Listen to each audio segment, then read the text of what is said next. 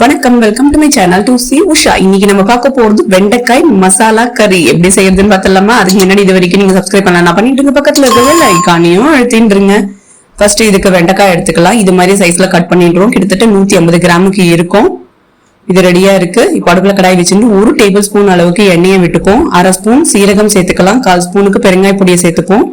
1 spoon அளவுக்கு பொடிசா நறுக்கின இஞ்சியை சேர்த்துக்கலாம். பொடிசா நறுக்கின பூண்டு 1 ஸ்பூன் அளவுக்கு சேர்த்துண்டு வதக்கின்றுவோம். வெங்காயம் 1 பெரிய சைஸ்ல எடுத்துட்டு பொடிசா நறுக்கிண்டு சேர்த்துண்டு அதையும் வதக்கின்றலாம். 1 நிமிஷத்துல நல்லா வதங்கிட்டு இருக்கு.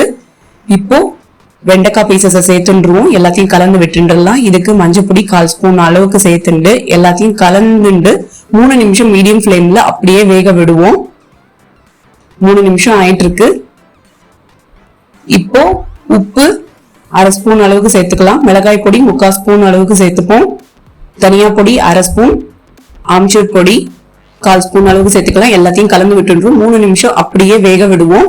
அந்த மசாலா எல்லாமே வெண்டைக்காய்க்கு ஏறணும். 3 நிமிஷம் ஆயிட்டு இருக்கு. இது போதுமானது.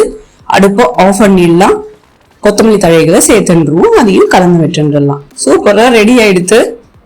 இது சப்பாத்தி கூட சாப்பிடும் போது சூப்பரா இருக்கும். ஈவன் சாதத்து கூட தொட்டுண்டு சாப்பிடலாம். இதை நீங்களும் செஞ்சு பாருங்க. உங்களுக்கு எப்படி வந்திருக்குன்னு கமெண்ட்ஸ்ல சொல்லுங்க. இந்த சேனல் லைக் பண்ணுங்க, ஷேர் பண்ணுங்க, சப்ஸ்கிரைப் பண்ணுங்க. தேங்க்யூ.